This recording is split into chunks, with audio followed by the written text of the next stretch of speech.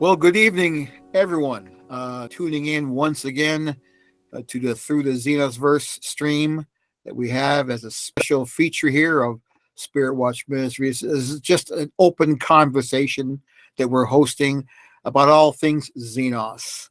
And when we talk about them, and we're speaking specifically of the Xenos slash dwell movement of Columbus, Ohio, that is unfortunately had to be part of our scrutiny over the past year and a half. And after this past eventful year and a half, I've never looked at porches in Columbus the same again in Columbus. I mean, I just can't. I drive into town and I look at them. I'm always constantly looking at what porches look like now in various parts of the city. But those of you who understand, you get my reference. Those of you who don't, I will say that porches play a very big part of the social life of the Xenos slash dwell movement. And it's on those porches where socialization and activity goes on, which are supposed to bind people together in a common cause and a common faith as part of a Christian organization, in which actually a lot of what we're going to talk about tonight actually goes on. And we'll get a little more into that in just a moment here. But life is rough, isn't it? I mean, we just had a little brief roundtable. Justin and I had a pretty awful days at work, and I almost came home myself. But I hung in there, and they were happy I did, and so was I. So was my pocketbook. But life is just, like I said, difficult. There's all kinds of things going on, all kinds of pressures, all kinds of issues that people struggle with, and it's bad enough when people have to deal with the pressures of a violent and unjust world all around about them, when they have relationships and families, and just the pressures of society, injustice going on all around us. And that's all before we even factor very silent and very hidden things, very hidden struggles of people that we call mental illness. Mental illness, a great definition I'm going to read because I don't want to sit there and try to pander on with it. Uh, it's a great definition I've read of what it is that it describes it as the various conditions that affect a person's thinking, feeling, or mood, and it negatively impacts how they deal with interact with the world. Uh, it's a real condition. It's a real part of the human condition, and it's never discussed enough. I think there's so much stigma. People don't want to ever be fingered out as having a mental problem or a mental issue or a challenge. So really, it's really something that isn't spoken about because people really struggle with wanting to be known as that. But it's part of life, and it's part of where people are. It's part of what goes on in the church, in society, in America, and each person's going to have their own different experiences of that, and even people with the same diagnosis, and there are so many of those. And these challenges of mental illness are just part of a lot of life for us. Whether you live in a hut in a jungle in New Guinea, or whether you live in a $1 million penthouse on the Gold Coast of Chicago, mental illness touches us all. According to statistics compiled on the website for the National Alliance of Mental Illness, NAMI.org, you care to look at, 43.8 million adults experience this in a given year. They struggle with it. 1 in 5 U.S. adults experience mental illness every year. 1 in 20 experience serious mental illness each year. 1 in 6 U.S. youth aged 6 to 17 experience a mental health disorder each year. And 50% of all lifetime mental illness begins by the age of 14. 75% by the age of 24. And suicide is the second leading cause of death among people aged 10 to 14. Now, the National Institute of Mental Health also provides an important qualification that should be remembered. That on top of all these multi-layers of misery that humanity is struggling with every day, so hidden by our masks every day, there is the scourge of substance abuse. People trying to escape, trying to alleviate the pressures on them from the conditions they struggle with. It's whether it's by drugs or alcohol. It's suffered by 10 million those 43 million people we spoke of. And it's a reality that's very aware. It's everywhere, whether we want to admit it or not. Now, so as I said, mental illness does go to church as well. People of faith struggle with these conditions, and as well as those who don't. And as a Christian minister for the past 40 years, I can attest to this. People with all kinds of personal challenges, which I immediately recognize are way beyond anything I can help them with, uh, typically are always around in many counseling sessions I've gone into people. Now, I'm not a therapist. I'm a biblical and a pastoral counselor. But I've recognized when people come in who I believe are doing their very best to live for God and for others, who are struggling with things that they just can't get a breather from, and that's the tragedy of it. So that's why we direct people to therapists. That's why we direct people to mental health professionals who can help them with those things. And I will readily agree with you that there's a lot of misunderstanding in churches and faith communities about mental illness, but on the whole, most of them generally agree that people struggling with these things should get help. And I'm ready to understand that if there's things they can't do, then there's others who should be able to help. And but there are some faith communities that kind of spiritualize the problem and actually downplay and even dismiss it as well. And for them, mental illness really isn't an illness. It's more the sign of a poor spiritual life. It's a lack of self-discipline or just plain old sin in their lives that they need to combat with more religion, more involvement, more self-denial, more flagellation of themselves mentally and emotionally over their failings. To them, that's how you take care of mental illness. And then there are those in places like the cult world, that culture of cultures and world of worlds, where cultic groups reigning over their followers' lives with absolute and unquestioned authority find that they have so much power over these people that they can create their own programs of dealing with the mentally ill and those who struggle with it. And they're aimed at driving them into just simply deeper forms of involvement or deeper forms of self-chastisement and abasement, and quite often at their own personal expense. And the Xenos dwell spiritual industrial complex we've been talking about here is one of those sort of places. It's one of the greatest examples of them. And in our conversation tonight, we're going to hope to bring some perspective on how they exploit this human need for their own good and how it's damaged and destroyed a lot of people. And I know several of you have been on here, have been on our podcast, and you've shared quite personally how much of this struggle has really impacted you. And you can unpack at that as much as you want to, but I'd like to, but I'm not encouraging you to. I don't want to re-trigger you, but just discussing this is going to be an issue enough. But I'd like to just speak to you, just to have you guys speak to generally what you've seen, and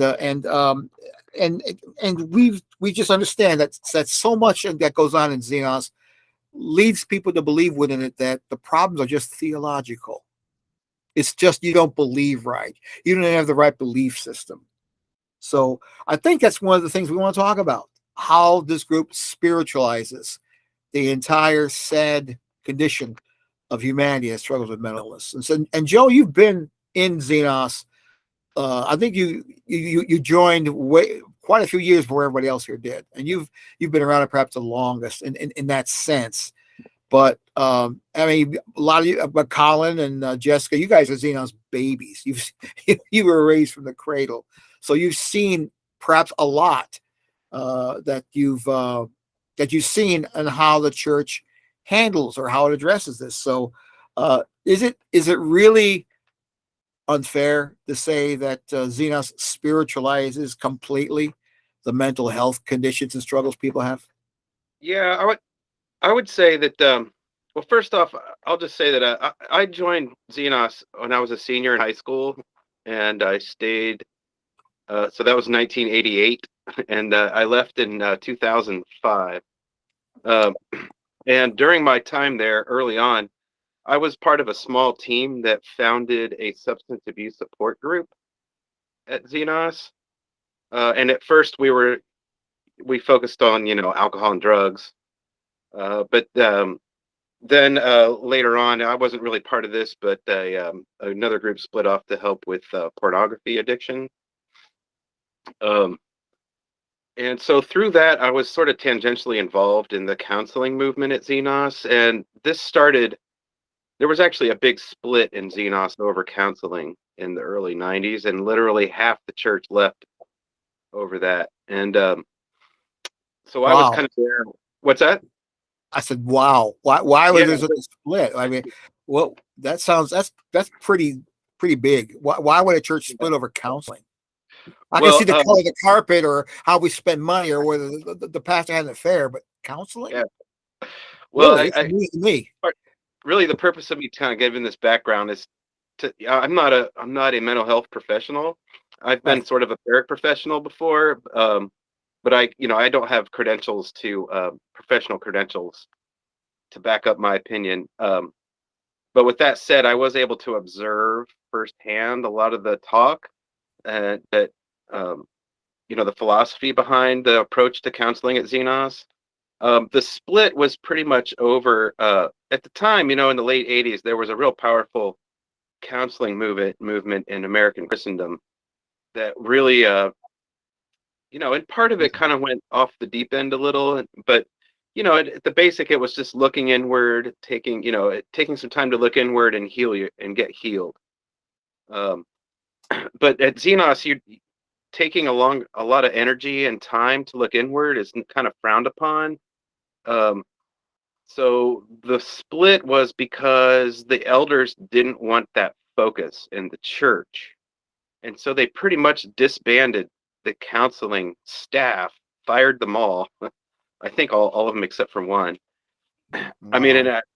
I have some friends that were on staff, and they were saying that there was like almost no notice, nothing to fall back on. It was just, hey, you don't work here anymore, and we kind of discourage people from getting counseling in Xenos, sort of. Um, but in Wow. general, at first, if you come into Xenos and you have a mental, you're struggling with some sort of mental illness, at first they're going to be kind of cool. They're going to be compassionate with you, but in their mind, they're going to be thinking, I can guide you out of this. I can fix you, or I know how you can get fixed. And it Yeah, is that it's that spiritualization of things that might maybe need more of a clinical approach, right? absolutely. Yep. So I've struggled with depression, for example, and I would consider my depression to be sort of pseudo clinical. I required pharmaceutical intervention, but it was short term. And some people, and it's okay, they need more of a long term intervention, and that's sort of where Xenos will get kind of cruel with people. And the reason that they get cruel isn't because they want to be cruel, but it's because once you sort of are viewed as not being productive, then you start to get written off. And it doesn't matter if that perception of unproductivity is because of a mental illness or something that you can't really help, direct, Mm. self-will. It doesn't matter. I mean, you're going to if you're sad, if you feel sad a lot, people are going to be cool for a while, but eventually they're going to write you off. They're not going to want to hang out with you. They're not going to invest in you. You're going to lose opportunities for involvement. And you're just going to start to feel like an outsider, and it actually exacerbates your condition. Oh, so there's actually at that point a decision was made in Xenos to no longer really consider what people personally go through. It's more an adoption of this really uh, Darwinian kind of philosophy. Hey, just suck it up, Buttercup. I mean, get with it. Get with the Yeah. program. Quit looking within. I mean, get your mind off yourself. Yeah. And start reflecting the things you should be reflecting. That's the happiness and joy by being in Xenos, and that should be just filling your soul with energy. Uh, Yeah. so basically, what they want you to just basically engage in a cosmic, incredible. Maybe I'm grasping for superlatives too much, but they're wanting to just basically ignore yourself. Yeah, they'll a lot sometimes the counseling will just say, well, just immerse yourself in service and you'll feel better. Right. Which might actually, it might be true for some people. Like if you don't have severe depression or severe whatever, um, that actually could help, just get out of your house and go do something, But some people, and I've been there, you need more help than that. It's not enough. I had to take antidepressants for a while. I had to go to counseling twice a week. I had to avoid certain situations that have made me feel sad, So, Yeah. and it's it's that situation where you might find yourself not getting the support you need, and in fact, Yeah. the opposite. You're going to get judgment. You're going to get you're going to be assessed as not being very spiritually mature, or Yeah. willing to become spiritually mature. Right. Right. I just wanted to back to that split with the um, pastoral staff. Part of that included these two books, which Dennis wrote essays in response to them, that they were being passed around about spiritual abuse. Mm-hmm. And some of the counseling department identified that there were situations where Xenos was behaving the way that these books were describing as spiritual abuse. And Yeah. So I think these books were written back in the early 90s. I yeah, remember them because I have the same two books on my shelf. I could go up there and grab them up for myself too. But those books were talking about, one was called Toxic Faith, one was called The Subtle Power of Spiritual Abuse. They're both written by Christian clinicians. I think Toxic Faith was I think he was a doctor, psychiatrist. Anyway, but they were men who were counselors who were involved with people who were struggling with toxic faith. I mean, spiritually damaging things. And it was at that point, Jessica, I'm sorry to interrupt you, but at that point, those two books were really important, and they helped bring a lot of light and shed upon on how churches and how people can be involved in abusive aggression. But that kind of, I guess, stepped on toes too much, didn't it? stepped on Dennis's toes. But I think that it's interesting in the history of the church that they use this, it's just a few people that are upset, or a few people that have had issues, but this has been something that has been an issue throughout the entire church's history. And so Right. they may be able to get away with that excuse to someone who's new to the college group and is hearing things, and they're like they don't know the history of the church. But this is not something new that they have been called to task about, and they just refuse to change. And it's a top-down systemic problem, because Right. even if they have the best intentions, you can't function in the system that they've created, where you need to constantly be bringing people in and you need to constantly be producing. And if you have any type of mental illness where you're not able to be a cog in the machine for a period of time, they run out of any patience for you. And Dennis has coined the phrase that people are toxic waste if they're not being involved actively in growing the church and evangelism, specifically. So even if they have good intentions, you just can't function in that environment, and so you can't provide good care or support when you're not producing. Yeah. I mean, you and Colin, Jessica, you guys, Megan, I don't think you joined the church. You weren't raised in it, right? Correct. Yes. Okay. But you certainly have had your own share of issues related to that. But I was curious, since we know and understand that this has been a systemic thing. This stems back to the tensions within the church as it developed in the 70s and 80s, and trying to understand where it was going to come down and whether it was going to actually reach out and help people, or just toe its mechanistic line of just replicating itself. Okay, you have a spiritual factory or a spiritual hospital. And I think, of course, now we see where they've gone. They've strictly gone, look at the church as just this factory. We're stamping out clones of one another, and people, if there's any defects in them, like things like depression or obsessive compulsive disorders or anything like that, well, that's not good. It needs to go back to quality control, and then that quality control will round it off. And if it's flawed enough, they'll just get rid of it. I mean, that's to me how I see it. And I guess I'm asking, Colin, you and Jessica, maybe you guys can talk to. Maybe you've seen elements of that as you grew up, how they were already identifying how to get people properly classified as to whether or not they're going to go far or not in Xenos or not, and how that was part of Xenos's indoctrination all through its time. Can you guys speak to that? Oh, absolutely, yeah. So I know that for myself, when I was going through like middle school group and transitioning into high school group, like all of middle school group, I was constantly told, "Oh, you're like this person.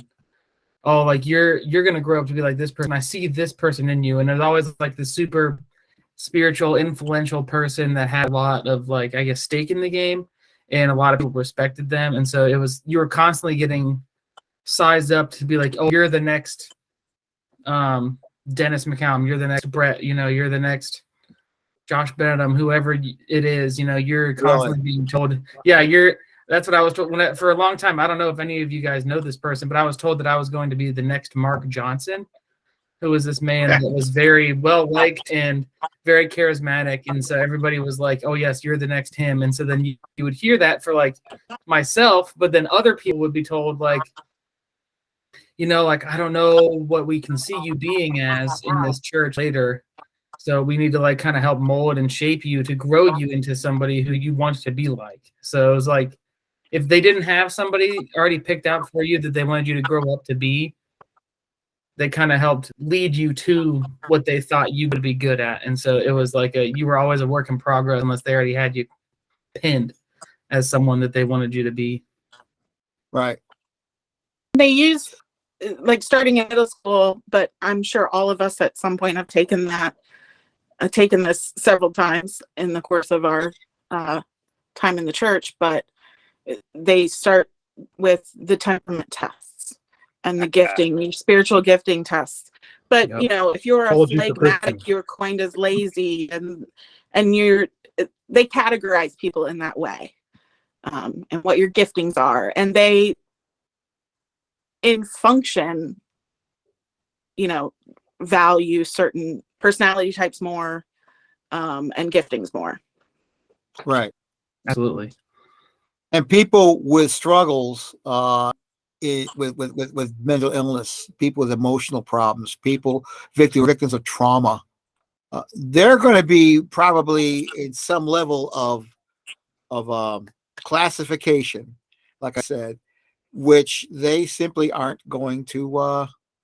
They're not going to let go. They're not going to deviate from that. Everybody's going to be an X or a Y or a Z. And I would imagine people who struggle with their problems usually end up classified as one thing, as just as a Z.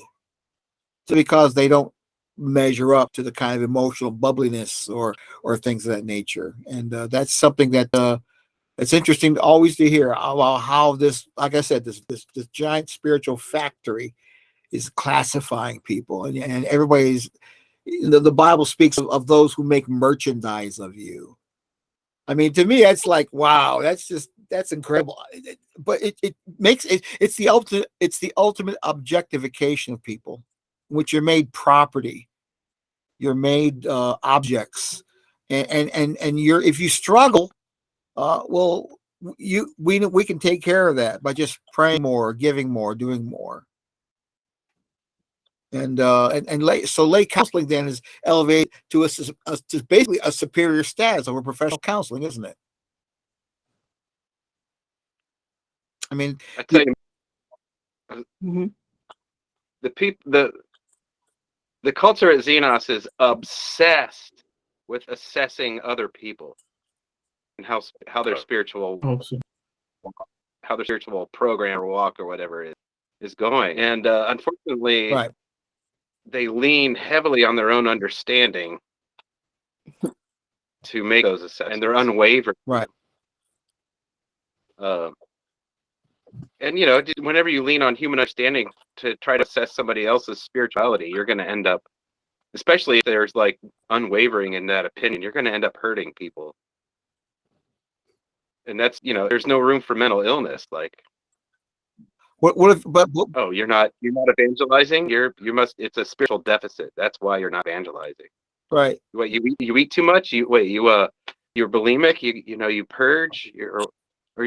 That's because there's a spiritual deficit in your life. It's not because you have Right. an emotional damage that needs to be addressed. And this is all handled by the church's counseling, right?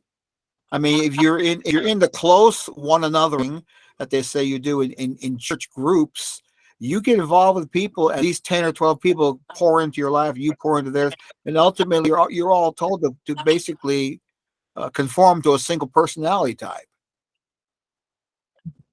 at expense of your own, regardless of what you're struggling. And if you're clinically depressed, if you're taking medications to kind of deal with things, if you struggle some crushing blow to your life, if you've been sexually abused and you're struggling with that, and I mean, all kinds of people come into Xenos or like in any other place with issues, with struggles, and it's how these struggles are handled that really makes the difference here. And and as I said, it sounds like those sort of diseases, the physiological diseases with the chemical amounts, they're basically dismissed, right?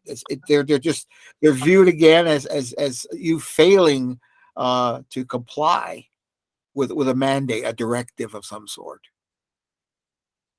I mean, really, that's what it sounds like. That's what's going on in Xenos. Is that unfair?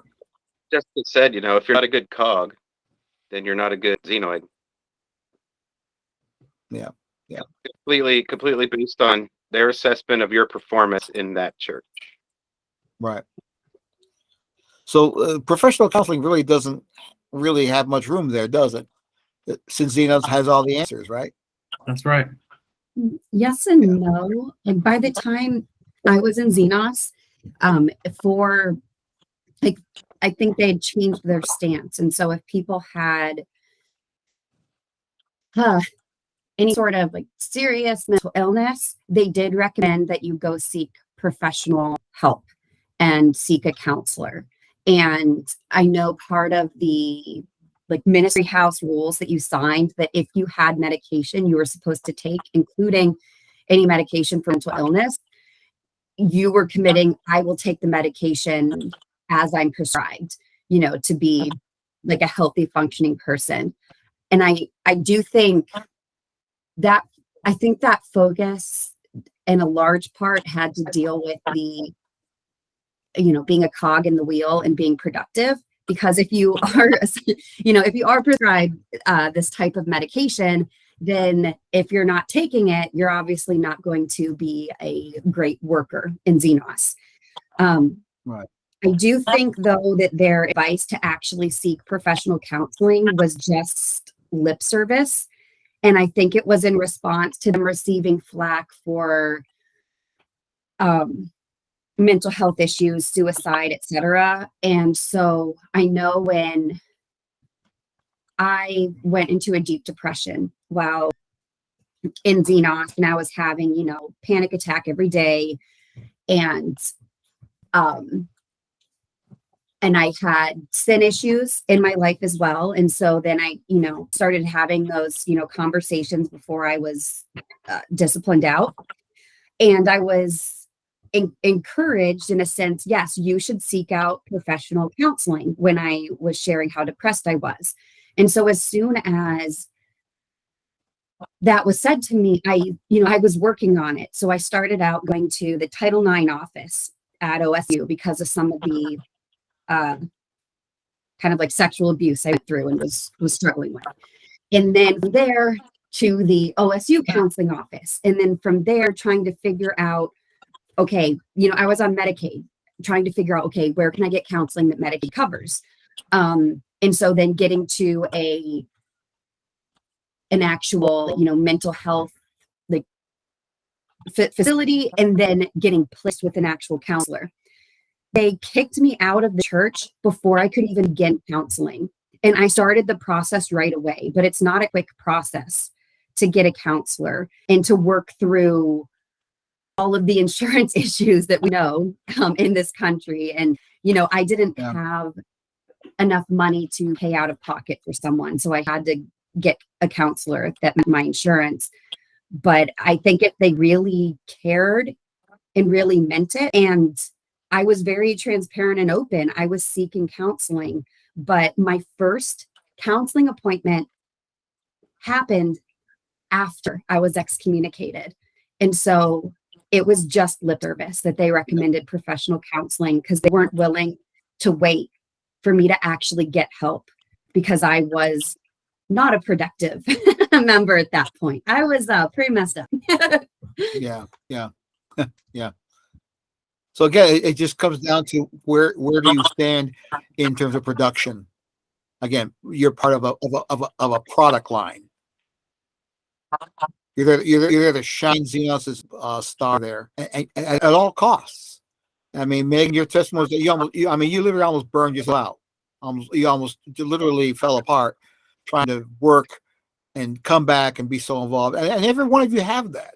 Have experienced that. You've understand that the pressure is on for you to look and play the good Christian person, regardless of what's going on in your life, regardless whether your marriage is going south, regardless whether or not you feel like you can get out of bed in the day. You're meant to put the face on and again move on and look like you're the overcomer that they say you are, simply because you're in Xenos. At the same time, knowing that you're going to be walking on eggshells if you show any sign of personal struggle. I mean, that's to me is not a responsible way for people to be treated, and that's saying it very lightly. There's really no way anyone should be treated in a church because they struggle with mental illness or struggles. But that's the reality in Xenos. Yes, they've responded, as you said, Megan, but it is lip service. It really is. Every one of you have shared your stories. That is exactly what's going on. Mm-hmm. Yeah, They just kick you out. They don't like. I'm sure, point to position papers about how they put people to get professional help. But I think I'm case in point example that they don't actually mean it. Yeah, that as Megan, like Megan was saying, there's a number of things, not just counseling, but where they know what the right thing to say is. They know what to say publicly, and they even like teach it from the pulpit. But in practice, then you'll see them diverge from those principles. Right. It's in the conference rooms and the ministry house living rooms where they confront people that this right. But you mentioned suicide, and I'm just curious with the rest of the folks here. Has anyone here? Do you know somebody who was involved in Xenos and attempted suicide? Yes. Yeah. Is it like everybody, or just some of us? One of my best friends actually checked herself into a hospital because she was having suicidal tendencies. It was actually one of the reasons why she got kicked out. So, were any of these attempts successful? Yes. I can't say that I know anybody that was successful, but I've not really been in contact with a lot of people since I was gone. Yeah. I've been Even successful, like they died. followed through on their suicidal attempts. They died. Okay. That's what I mean. I've been curious about this, how prevalent it is, because I've had 3 housemates. 2 of them successfully killed themselves, and the other one tried twice within a week. And luckily, I don't even remember exactly how, but we got him into a hospital, and he got the help he needed. Yeah. But there was a lot of conflict in leadership over that particular person. I got chewed out by an elder for the way it went down. I just think that you put a person in this situation because when you're in Xenos, you're taught that if you're not productive and if you're not victorious, then it's because of a spiritual deficit that you have control over ultimately. And so you get people in there that aren't able to self-heal, which is, I can't emphasize enough that that's not terribly abnormal. No. But they can't self-heal, and they're in an environment where they're being told that you need to. It's going to eventually lead to suicidal thoughts and maybe actions. Oh yeah, yeah, yeah. And suicide is indeed, and it's something we're going to be talking in our next a little more extensively in our next Xenosverse. But suicide indeed is the ultimate and most tragic reality that people can come up with. And for a church to heap the kind of scorn it does upon people, that drives them to that. People who they know are struggling. I mean, look at it. I mean, you guys are without a doubt, I have to believe, but you can tell me, with all the people that you knew that had suicidal ideation or actually committed it, were these people that you could say were struggling with deep personal issues that could have been mental illness or just part of their own personal traumas? How many were struggling with that long before the ideation and everything else went down? My friend still is. Yeah. Yeah, when the 3 people that I knew well, there were more, but these were like housemates. These were really good friends. 2 of them did indeed have clinical mental illness, like obvious, undeniable clinical mental illness. The other one, I don't think it was. I think it was more of a struggled with a kind of sin that is really associated with a lot of shame in Xenos. Yeah. And I think that it was a shame-driven decision. Yeah. And he was one of the guys that was successful in his attempt.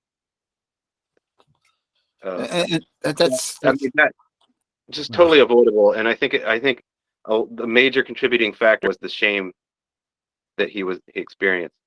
Yeah, right. And that's what kills me. Why is this church that's so big on the Bible, theology, intimate living together? Where is the grace? Where is the understanding that the Bible, when the Bible speaks of bearing with one another, it means exactly what it says. You bear with, you carry someone's struggles with you. You bear them along with you in your life. You live together and you care for them. That's just absent from Xenos. Unless you can put a happy face on it and make everybody feel like you're productive. But that to me is how you're able to escape. But as you all know, that's going to cost somebody somewhere something. And that church control that they magnify in the counseling sessions at the expense of their struggle, at the expense of what they're. I mean, that to me is endemic in places like Xenos, and it's something that they'll never admit to. I also think that just by being involved in Xenos, that you can develop those feelings of depression or anxiety or suicidal ideations, even if you're the healthiest person in the world and you have the best coping skills already, because the system itself, you're always in meetings, you have no time to sleep. I mean, James Rochford has a teaching where he says, you can sleep when you're dead. This is that so what if you're tired? Keep pushing, because you could be dead tomorrow, and we're soldiers here on earth fighting a spiritual battle. And it's like just this crazy intensity. And if you're just exhausted, there's no time to stop, let alone if you have any predisposition to any clinical depression or anxiety. Yeah. You're living in this Lack of- traumatic abuse.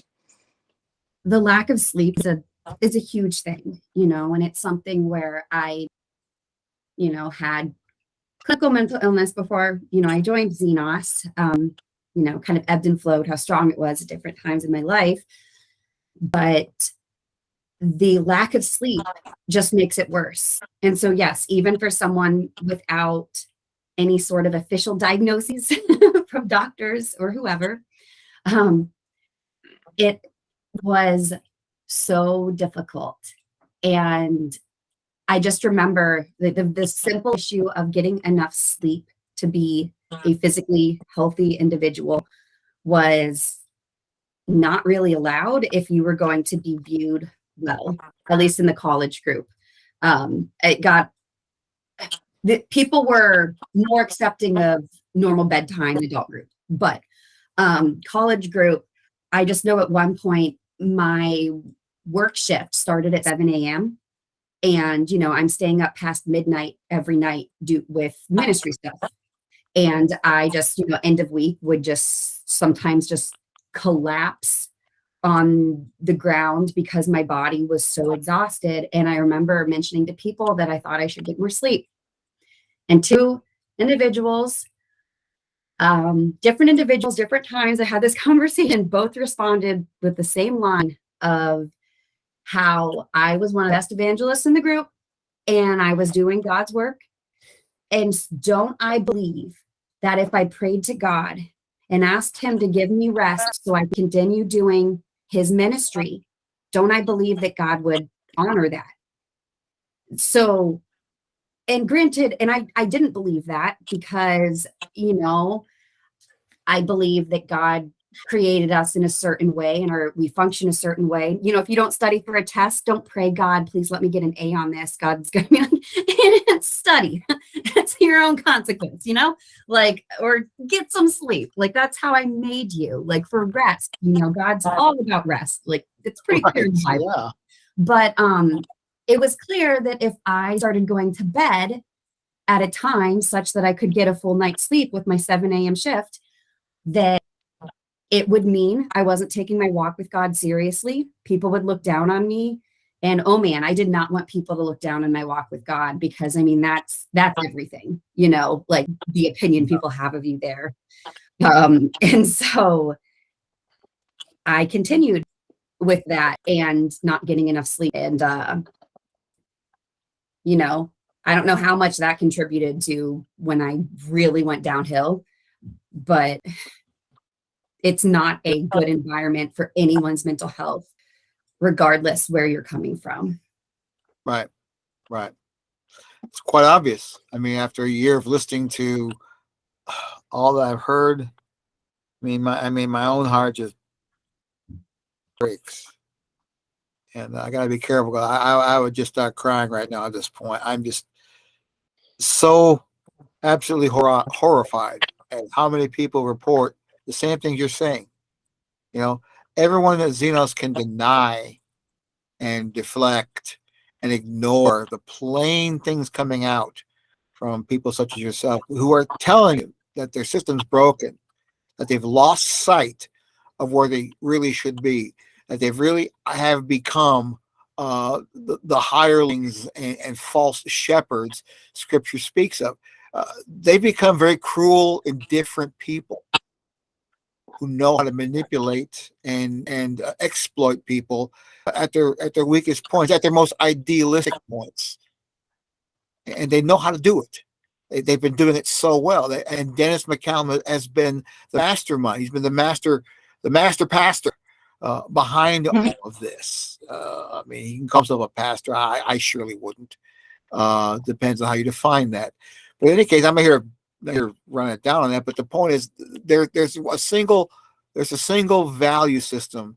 It's a single a level of achievement that's accepted in Xenos, and it's whatever it is they determine is the best at the time.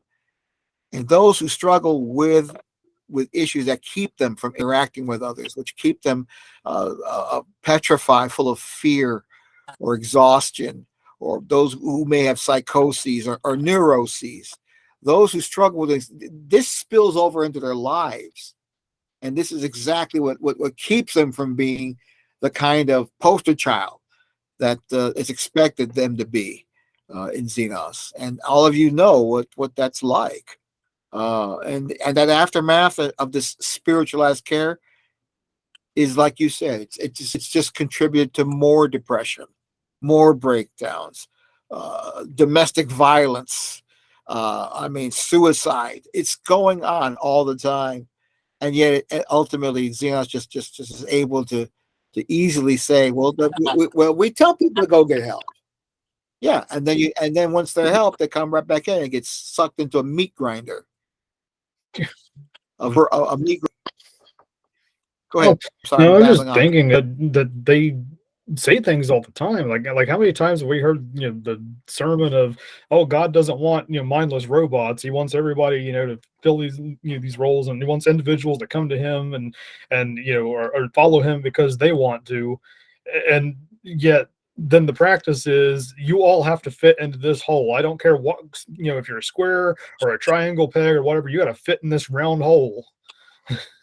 And for those of us who don't fit in that hole, it becomes, especially when we already have problems, it really doesn't put us in a mental mind state. We just feel like failures all the time because we don't fit in the hole.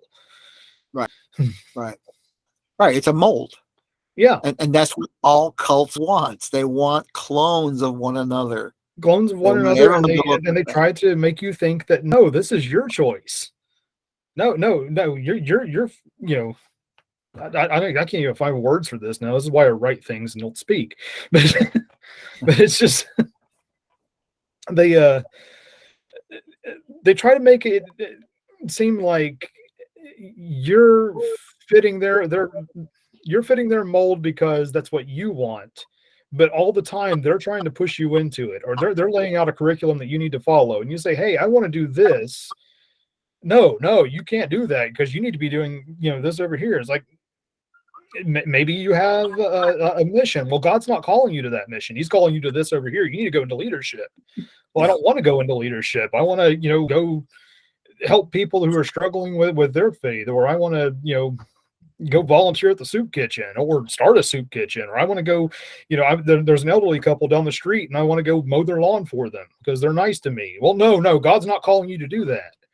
Right. Well, maybe that's your actual gift. But no, you got to go take LTC classes because you have to pay for those. Yeah, it is. Jessica, you said something at the in our chats right before we got together. I don't know if you have a hand on that book, but there's a classic line delivered. I guess this is in a Xenos publication. I think it was in which it's a great illustration of how Xenos minimizes and distorts and skews the perception of people's struggles with mental illness and people's struggles just generally in life. I was wondering if you got your hands on that, whether you could read that or not, or something you could get easily or not. I don't have it. Okay. It's they have 4 books that they recommend on depression. And this book is called Happiness is a Choice, which the title itself is annoying. Yeah. It is. But there's a whole section in it where they talk about how depression is satanic attack, and God wants us to bring forth confess our sins, and then our depression will be lifted. And then they talk about the woman who is getting beaten up by her husband twice a week. Yeah, Yeah, I found it. I'm gonna read Okay. this. This is really good because it does. So this is. Do you know who wrote the book? Was it It's somebody a from Xenos? clinician. No, Okay, but it's a book that they refer to frequently and a lot of. because it seemed to echo their sentiments. And so let me just read this. On the other hand, in some cases, when a battered wife comes seeking advice and consolation because her husband beats her up twice a week, wow, that's something to say right there. We have to wonder if there's a possibility that she has a passive aggressive personality and maybe subconsciously provoking his explosive behavior. I mean, it's the classic dodge for domestic abuse. Blame the victim. It's the victim's problem. It's their issue. If she was just nicer to him, he wouldn't be beating her up. It's that kind of warped logic that goes on in Xenos regarding personal problems, regarding mental health. Well, you said you hear voices at night when you sleep, and you hear voices. Well, if you're reading the Bible more, you wouldn't hear those voices, right? I mean, there's all kinds of advice they give people struggling, and it's all verbal. Like you said, none of this is written down. This is all entirely a verbal a tradition within Xenos that perpetuates all this horrific violence and abuse. And this is one of the things we're going to be talking about in a couple of weeks here on a Xenos stream. We're going to be discussing the verbal traditions of Xenos and how that's really where a lot of this trouble comes from. But that's a classic dodge. That's a classic issue of how you can blame people for their problems. I mean, it's all theology in there. And if you're not following the right theology, if you're not thinking right, not believing right, you've got a problem, right? I mean, that's what it sounds like to me. So. This is a book that is a Xenos book that they have a class on, and it's taught. And this book was written by Elder John Ross's mother-in-law, and she teaches as a deacon. She teaches a class on this book. It's called Not So Great Expectations, and it's probably the worst book I've ever read in my life.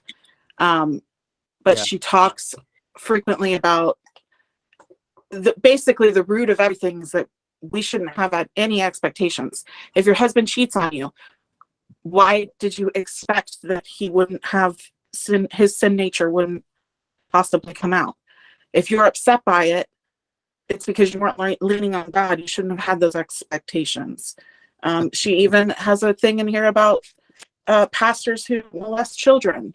If you're upset about that, it's because you have not so great expectations.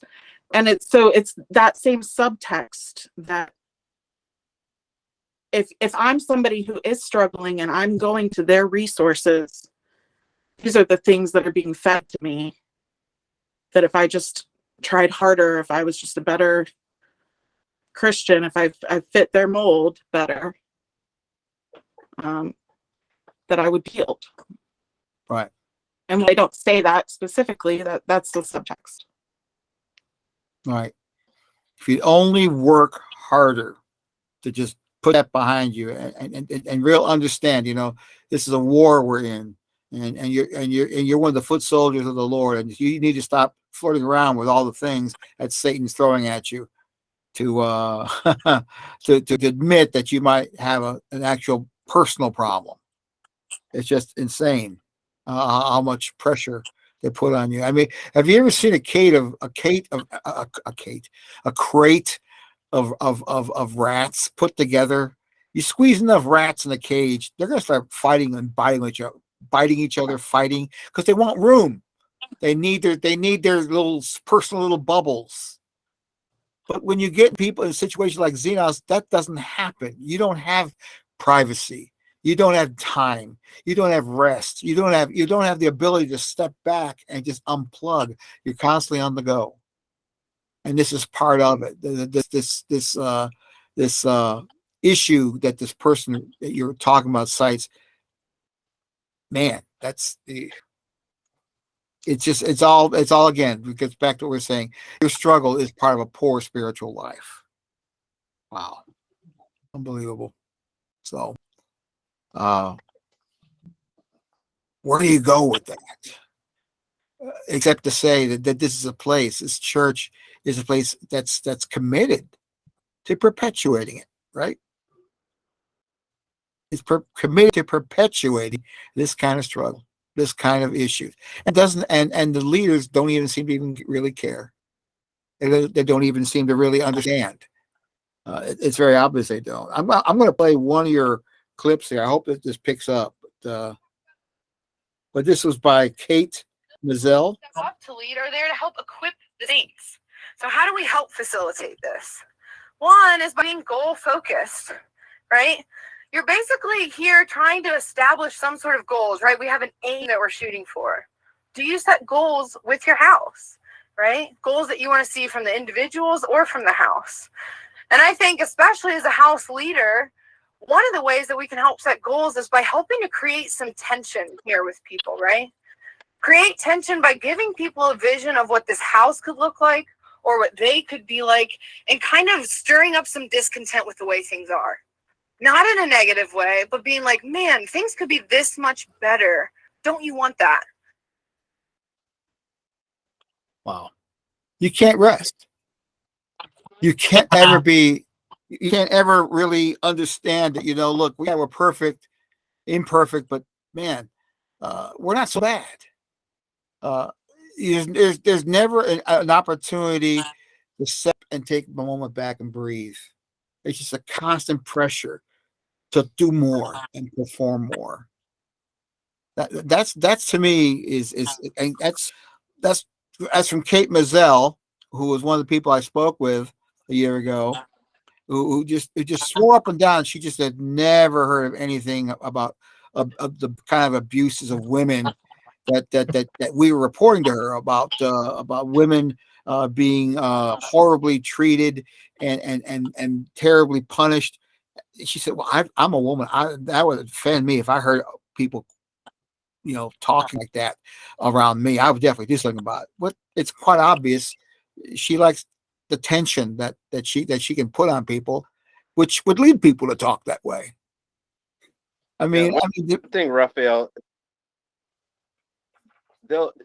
you're saying like that rest is sort of frowned upon in Xenos, and they will say that they'll deny that, and they could even pull out a tape or a CD, whatever media they're using now, of a teaching where they're talking about the importance of rest, spiritual rest.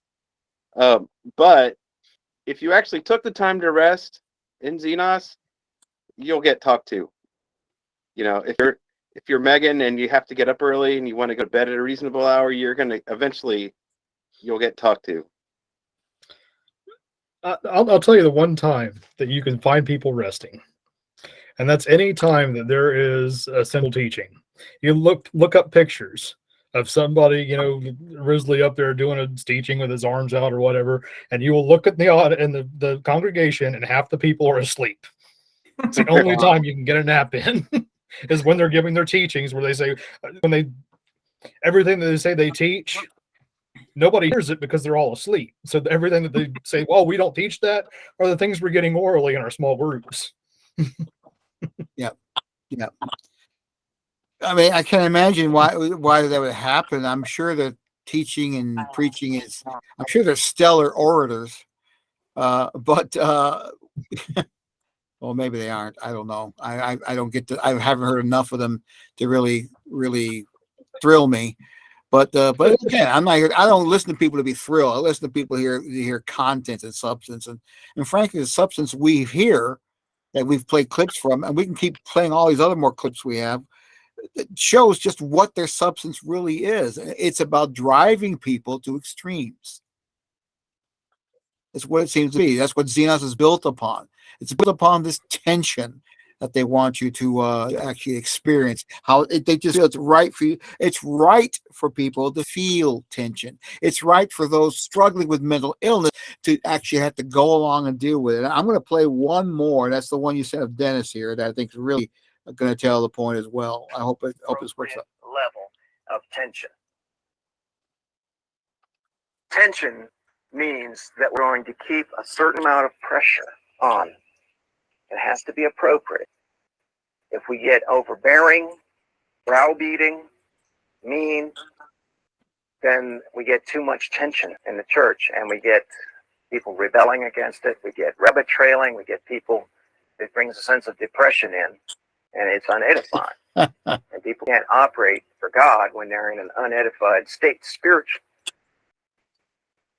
But if there's too little tension, then there's just no motivation. The motivation dribbles away, even though they may have seen the vision at one point. It's not maintained. So we find that we have to continue to drive the issue with our people and be somewhat of a driver, particularly in the early phases of something like this, a change, a major change. And this is the pretty scary part. We're emphasizing the frustration that people feel. That, man, this is hard. I can't do this. And we're emphasizing that. And causing the whole church to feel frustrated. It's clearly a dangerous situation. It's unstable. This kind of tension can create anger. And the leadership needs to put on their helmets and get ready. I know our attitude was, if people don't like what we're saying here and want to react to it and get angry, we're ready to fight that out. And if they leave the church, then goodbye. Because we would rather see our church decline but get back on the track that we believe God wants us to be on. And we're not going to accept any compromise on this point.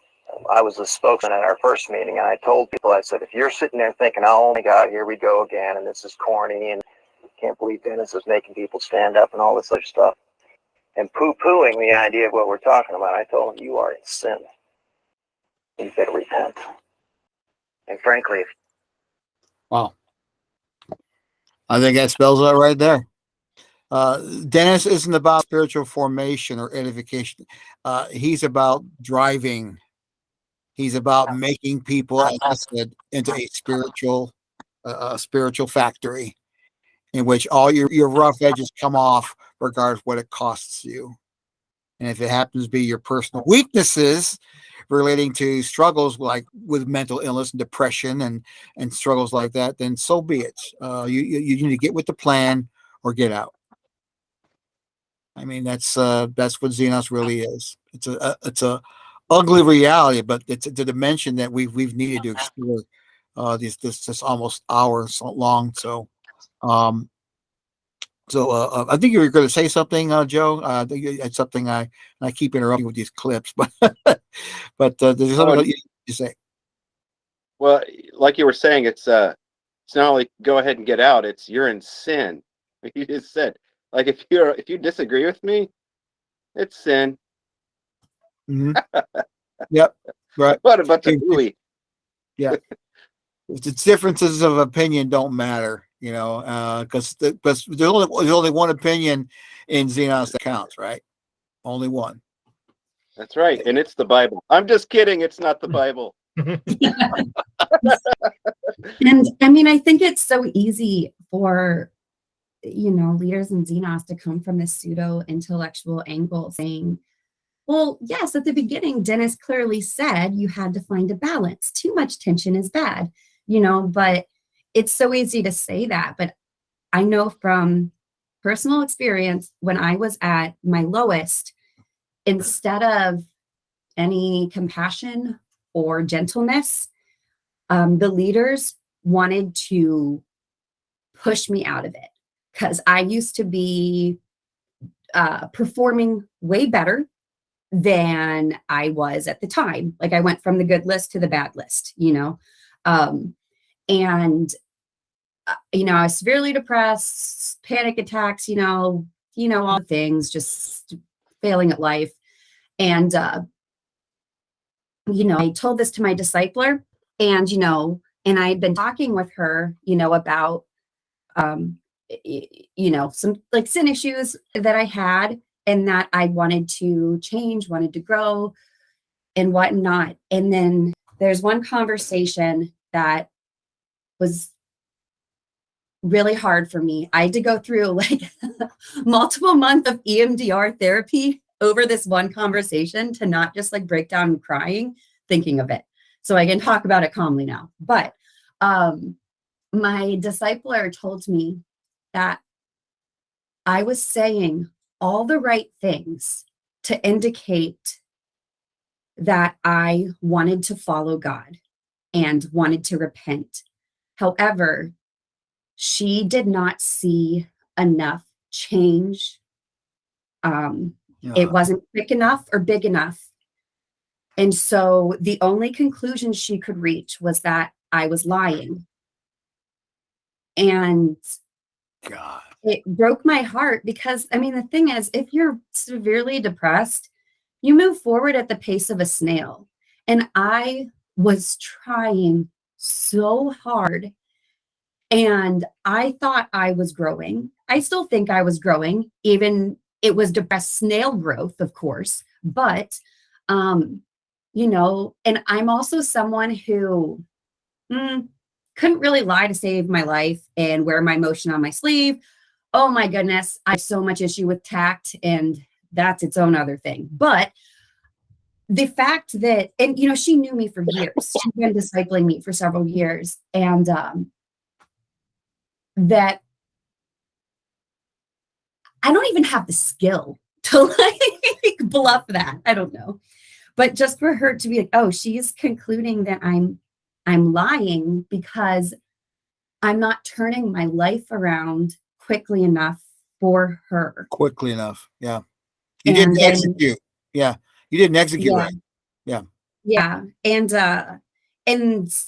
then I know like the less than a week before I was kicked out, the senior leader in my former home church, when she was sitting down with me, she said, you know, you're acting like someone who was sexually abused. Maybe you should reconsider if your dad abused you sexually as a child. Oh. And, you know, it's something where, and, Yeah. you know, in the previous year, there was stuff that had happened. But the fact is, like, she even recognized there are issues going on. There seem to be some underlying causes, like, because my sin issues were in a direct response to sexual, like, abuse and me trying, you know, and being in denial about it and all that, you know. But the fact that, like, they even recognized that, but still less than a week later kicked me out. And I know when I was in my discipline meeting and I had, you know, communicated to everyone, like, you know, I agree that I sinned, and, you know, I agree with the church's stance. That was wrong. I want to repent, you know, I really want to follow God. I want to be here. And I was told, I said I was repenting, but I wasn't really repenting, and my heart hadn't changed, and that I needed to hit rock bottom before my heart could change. And I said, I think I'm at rock bottom now. I'm really struggling and I need help. And I had told, I know this isn't when we're discussing suicide, but I had told some people I was suicidal. And they were like, nope, you have to hit rock bottom first. That was their response to me being very depressed, panic attack, being suicidal, that they wanted to shock me out of it because I wasn't able to perform. Like, they recognized there was sexual abuse issues going on, but lo and behold, that I got into consensual sexual sin, not even sex, but like with my boyfriend, I'm kicked out because, you know, I think it was probably a combination of the sexual sin and me no longer being a valuable worker because I was so depressed. Yeah. It's like an animal farm. They didn't want to put you out to pasture. They sold you to the glue factory. They wanted you gone. Wow. Yeah. That's twisted. And like, after I was kicked out, you know, I later went to a partial hospitalization program. And something that's telling is that my group counselor, she told me that I was number 6 or 7 to come to her group from Xenos. She had only worked there for 3 months. Oh, sorry. Yeah. Oh my gosh. And I was number 6 or 7. And then like that's when I started realizing, and I wanted to go back to Xenos. At that point I was like, I'm really working on like repenting, and I was trying to figure out how to grow spiritually from the church discipline, because they said it was meant to help me spiritually, and then when I was there, it was like, wait, I shouldn't go back there. That's not good for me, and yeah, even my counselor also had personal bad experience with Xenos as well, or kind of indirectly, but anyway. Yeah. Megan, I gotta say, man, I'm so sorry that happened to you, but I'm glad you shared it. And one of the reasons is because I think it's a absolutely perfect example of the arrogance that has flowed from the McCallum family down to every leader in that church. What does it take to make that sort of uncompromising assessment of somebody? Arrogance. It's just arrogant to think I can make that accurate and piercing of a judgment on somebody else's heart. And the Bible clearly says that the heart's a mystery to us. Like, we don't even see our own hearts clearly. And there's a whole group of leaders at Xenos that are very confident that they can judge other people and assess other people's spirituality with great accuracy. And often they don't even have to know the person or even have met them. I mean, I have personally seen example after example, and I wish I had time to tell detailed stories here, but I've seen Martha, I've seen a number of people with the last name McCallum and their disciples make very confident, piercing assessments of people they have never even met. Right. It's just arrogance. Arrogance. Well, I mean, Unchecked. I'm done. Sorry. I'm done. Oh no, I was going to say, yeah, it's not even just deciding what's on your heart. A lot of times they'll just decide whether or not you accepted Christ, especially after you've either left or been kicked out. They'll just immediately start telling everybody, well, they never accepted Christ, so that's why they're gone. Yeah, I've been called a so-called brother after 18 years of dedicated work and giving. Yeah, that's the way that they could do. They completely demonize you. I mean, and that's their position on the human condition. You're either with them or you're not. It's a black and white magical kind of thinking in a way. You're either with them or Satan and demons control you. Or your flesh is where the demons get in, and here you are. You're trying to gain sympathy, and you're showing this false humility by not showing enough progress. I mean, to me, that's an indictment of just how morally bankrupt the entire leadership of all the way down really is. And when it comes to them understanding people's hidden needs and struggles, and then quantifying in such a way is that they can tell other people verbally that way. They can tell them how to treat people in this way or that way, because they know so much. They made themselves the third person of the Godhead. They made themselves the Holy Spirit. If there's no one's teaching, they can teach all they want to about the Holy Spirit, but they in a sense become the one who can see into all people's hearts. They can see it. Only they can see it. The churches can't. Xenos can. They know the mind of God better than anybody else. Yeah. Well, and even like Megan's story about you have to be hit rock bottom. I've heard that countless times while I was in there. It's like these people need to hit rock bottom. It's like you're trying to force a prodigal son situation. Yeah, and that can't be forced. Right.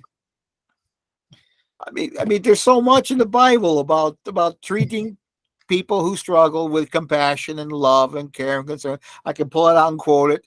I have in the past, but that's water off a duck's back with Xenos. They don't understand what grace and love and care and bearing one another means. It's just basic ABC Christian ABCs is loving other people as yourself. Treating them like you want, and that's not going on. Unless you're related to the McCallums, then you're in. you're okay. Well, yeah, because it's more a popularity contest masquerading as a church than it is an actual church. Yeah. They Right. get to decide who's popular, who's going to be in the club, who's and see you, loser. Yeah, that's it. That really is it. So, well, folks, it's not an edifying way to bring up what is obviously an ongoing, terrible, horrible situation, but there's no way to spin anything good out of this. I mean, there really isn't. You know, Xenos' continuation of this punitive treatment of people who struggle certainly contributes to mental illness. Certainly exacerbates it, makes it worse. And I hear they just recently they restarted another counseling center again. Is that what I heard recently? Yeah, it was in their another one. report. Yeah, they're calling it a clinic now. It's apparently licensed, allegedly. Yeah, They're hiring two clinical counselors, and it'll Mhm. be in Clintonville, in Okay. addition to their pastoral counseling department. Right. So And there's how one much? there's one Go thing ahead, that Joe. is important to point out about their pastoral counseling, because I was a recipient of that service, is that when you start, they make you sign a waiver, a paper that waives your right to privacy. So Mhm. Yep. counselor can legally recount whatever they feel to anybody in the church, and it's legal. I didn't read And the they do it. What's that? And they do it. Oh, Their they team- do it. Oh, yeah, yeah. I mean, this is a church that lives to assess other people's spirituality, so of course they're Right. going to do it. Yeah. Yeah, These counselors. Go ahead, Justin. Go ahead. I was just going to say there's no HIPAA in organic discipleship. That's true. There is no HIPAA Act in organic discipleship. You are absolutely right on that. That's a great one-liner. Put that in a T-shirt. That's really right. good. Because the counseling relationships in Xenos are inherently dangerous. They're not confidential, not compassionate, and they're definitely not private. Stuff that's said in one ear and it's supposed to stay in there gets out the other and communicate to other people all the time. And I'm sure everybody that listens by now knows what organic discipleship is, but for those who don't, that's basically Xenos' Book of Mormon. Yeah. You have the best description of Xenos books. Yes. Well, it's good. Thank you. I appreciate that. But I tell me I'm wrong. Tell me I'm wrong. I will not. Yeah, I'm sure Colin would agree. I mean, I'm sure you were teething on that growing up, and all you guys were. I mean, everybody was. But I just want to say one confidentiality, and that is, I guess it wouldn't be a problem in a perfect world, but the problem is that when it comes down to it, at Xenos, they value the church itself over the individuals in it. So whenever somebody is viewed as a threat to the church, that sort of sense of well-being or trust is gone, because they feel that they're justified in doing whatever it takes to deal with your threat. Yeah. They try to strip away your individuality any way they can. Or they'll allow some differences to fit their mold, but on the smallest scale. And I probably have shared this before because it's just so ridiculous that I can't not share it. But literally, I multiple conversations over the years, people trying to make me shave. Somehow they turned that into a spiritual issue that I don't shave. And the first time, I guess, so the friend who brought me out, leaders made my friend talk to me and say I should consider shaving because it would turn away outreach who came. And I should consider letting go of my personal freedom for the sake of the gospel. And I mean, I was really mad. And my response was, well, I'd rather go to a group where someone felt comfortable to not shave, and just was like, ugh. And then later, maybe don't, like my discipler asked me to stop wearing sleeveless shirts, because when I would raise my arm to answer questions at home church, I was distracting to the men because my armpit hair, no one's spiritual enough to handle that. Right. It's not the gospel that's being offended. It's their own aesthetic. You know, Yeah. they think women And should even- look this way, and when they don't, oh my God, we've got a Jezebel amongst us here. You know, it's ridiculous. And it's just so stupid. It is. The fact that like something so nitpicky and so so far from being ethical, like your shaving habits, like how you can relate that to the Bible and your spirituality. I mean, that's a controlling group if they're going to go that low. And I like bringing it up because it's such a silly example that just shows how controlling they are. And how is that good for anyone's mental health? You can't even like shave when you want to, Right. you know? Well, And what does that I say think to people who have body issues, or struggles with their weight or how they look, or if people who struggle? What does that say to them? If you gotta look that way, what other implications does it have? Oh, if you're overweight, especially if you're a woman, you can have some grace with being overweight if you're a man, by the way. But if you're a woman, like they won't raise women to leadership who are overweight. And it's because, well, clearly you lack the ability to have any sort of like discipline in your life. Why would anyone respect you as a leader if you can't even maintain your physical health? That's literally their line. Yeah. And there's so much Exactly. shaming. Yeah. It's not an exaggeration. I've heard that several times. In fact, I remember the first time I heard something like that was I was a leader in training, and an older, older for a college kid, an older lady in our home group gave a teaching, and she was, kind of overweight. And our senior leader later, he asked me, the first thing he asked me, it wasn't like, how good was her teaching? It was, did she look fat up there? Fuck. I know, so bad. That's I wicked. realized how bad it was at first. I was like, That's wickedness. It really is. And I've It's heard okay if you I'm chain sorry. smoke all the time. Yeah. Right.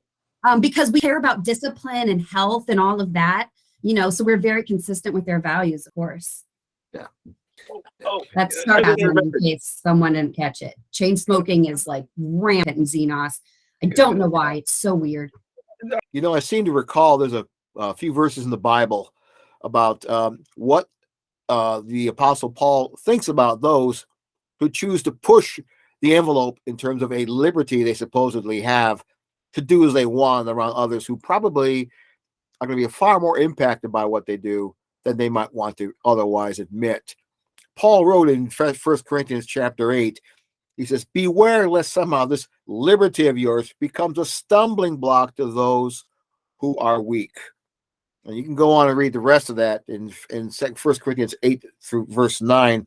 But it concludes in verse 13, if food makes my brother stumble, I will never again eat meat, lest I make my brother stumble. Now, what this is a reference to is simply a very simple fact, is that if you choose to not, and we're not talking about me, we're talking about anything. It's a principle here. If we do anything that makes a brother or sister or friend struggle with something, a weakness within them, then it just makes sense. It's civil. It's just decent to not do it around them. In other words, if you have somebody who struggles with alcohol, who may be a budding alcoholic, who's learning to take alcohol as the only way to get through the day, and if we supposedly who know how to drink and hold our liquor that much better, if we see somebody struggling with that, then the principle is quite clear. We don't drink in front of other people. We don't smoke other people. We don't do these things before people who, for this, it's become a snare. It's because something that's going to tear them down. It's something that's going to lead them on to deeper depths in terms of where they're going to be bound or caught up or stumbling over something. You can smoke all you want to, but that's going to lead on to other kinds of smoking that actually can then it's just a hop, skip, and jump away from drug use. You can drink all you want, and finally you can say, yeah, I can hold my liquor, as I've said, but some people can't. Some people end up getting involved with it more and more, to the point there where smoking and drinking becomes effectively what's known as substance abuse. It leads them into areas that will cause them issues. It will contribute also to whatever struggles of mental illness they may be having, any personal problems, any depressions, any sort of issues that they may be having. These things will force them into relying upon these things as opposed to getting help for them. So I seem to recall the Bible mentioning about not doing anything that makes my brother stumble. So therefore, the whole drinking and smoking, the whole culture of Xenos that devotes itself to that is purely and completely wrong and misguided entirely by what this Bible here says. I'm pretty sure that the church has stock on R.J. Reynolds. That's the only thing I can think of. Yeah, Megan, to get to your point about how women, get more pressure that way. The very first home church I went to, a guy was teaching, and he was wearing this really short, cut-off jeans, and one of his testicles were hanging out. Teaching, right? And nobody said anything. But you get some lady up there who's a little overweight, and the leaders go they're very concerned. Forget about visible testicles. Oh my goodness. Well, I'd rather see too much tidy whities than that, but that's just me. If I have to have a preference in this thing to be at all. I wish the tidy whities were there. I wish. Dang. I I would mean, too. they gave me so much crap for not wearing a bra. And men can just show their testicles. That is not, I don't even show my nipples. I don't like bras. Okay, well, that's your choice. Again, I would think so. that's Xenos did we're not. talking about choice, though, and autonomy. People being free to be themselves, and this church is not so edgy that it doesn't have its own individual rules that you got to comply by. I mean, that's just and when people are in a system where there's nothing but rules to live by, rules to go by, and then they're struggling with things with memories and past that keep them preoccupied or maybe not as on top of things. They're obviously going to get labeled, just as you were, for not fitting in with the way things should be. And that's really what we've been talking. Mental illness is characterized through people who find it hard to interact or deal with life as it comes at them. And in a place like Xenos, you can't do that. That can't be allowed. It has to be explained in only one way, and that's you're a loser. You're an apostate. You're this horrible heretic. You can any kind of theological term you can throw at it. I mean, Megan, your choices are clearly ungodly. They're certainly not in the Bible. And of course, I don't know too many verses which speak. I bet Mother Mary. I bet she didn't shave. That's just. She probably did not. Jesus. I could have brought that up. I joke with my wife. I think Jesus probably had a body armor. I mean, who knows? He was a man like anybody else. There wasn't no Old Spice back then. But you can't have that in a place like Xenos. Like, I have an ideal to live by. Well, Dennis says that autonomy is a sin. Yeah. Anything that's different, it's like or it's like they're going to put you down spiritually for it. Like when they finally accepted that I was vegan, there was all of the weaker Christian who doesn't eat meat. Oh, we must accept the weak Christian of Megan because she cares about animals. Like, all right, sure. Make that a reason why my faith isn't as strong as yours, because I don't eat meat. Okay. Because obviously you're supposed to eat Gumby's pizza and ranch dressing.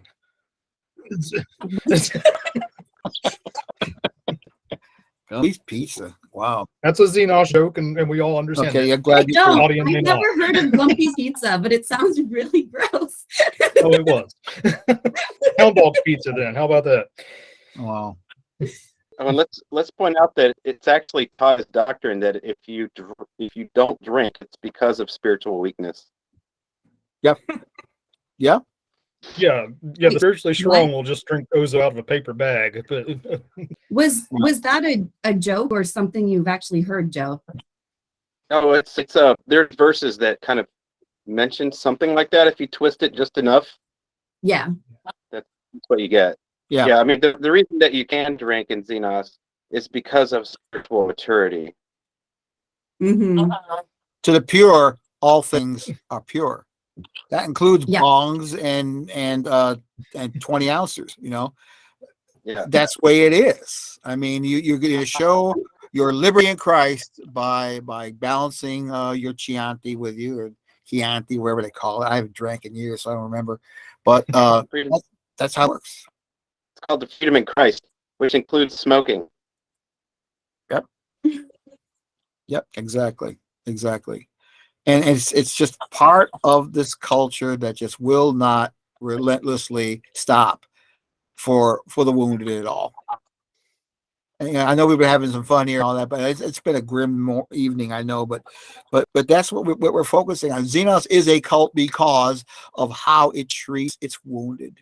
You know, it's said that the church often shoots its own wounded, but Xenos they go a little further than that. They not only execute them, they pretend they never existed, and they completely dismiss them of the frame of reference within them. I mean, it's just it's a ghastly thing, and it's part of the And reason then why they walked away from God. They didn't want to follow God anymore. That's why they aren't here. But I mean, yeah, the way to have a great church that's moving forward is to get rid of everyone who's like a problem somehow.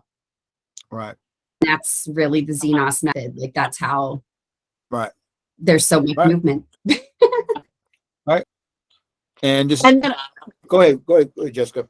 but they also prey on that population. They prey on vulnerable people, and then get upset when they don't function the way they want them to.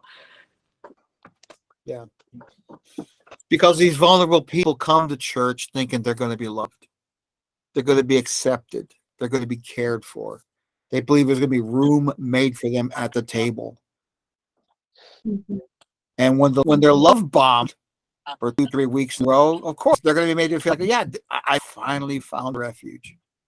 And it's just the ultimate lie of how cults work and how a place like Xenos operates. It exploits people who are struggling, trying to find a place to fit in, who will be accepted, and that acceptance runs out pretty quickly, doesn't it? The honeymoon ends real fast for those who get involved, and then all of purgatory breaks loose after that. So it's not a pretty picture, but it's the reality that people need to be aware of in the Xenosverse. After such a heavy conversation tonight, I just want to remind anybody who is watching or listening that you are loved and you are worthy of that love. That's not based around your performance. It's not conditioned based on your moods, your elation, or your depression. It's a unchangeable love that is inherent to who you are. And you deserve ruthless compassion. And I hope that you will treat yourself with such compassion. We believe you, and there is no moral failure to any mental health diagnosis. There is hope, and there is healing. Healing doesn't happen all at once. Healing is a bunch of tiny little steps, one after another, that you approach with kindness and curiosity, not shame. And if you are struggling, I am begging you to reach out. We are not meant to suffer in silence or solitude. If you are looking for resources, a great starting point is the leavingdwell.com website. there is a resources tab, and under that you will find all kinds of stuff, including counseling, counselors, a counseling list, and support groups. And there are educational books and websites, and I believe there are even housing and financial resources listed on that page as well. So that's a great place to start, especially if you're looking to find a trauma-informed therapist. Everybody who is on that list has been seen or used by someone who has experienced a mental health diagnosis or has been involved in Xenos and Dwell and dealt with the trauma in the aftermath of that. So they all come recommended.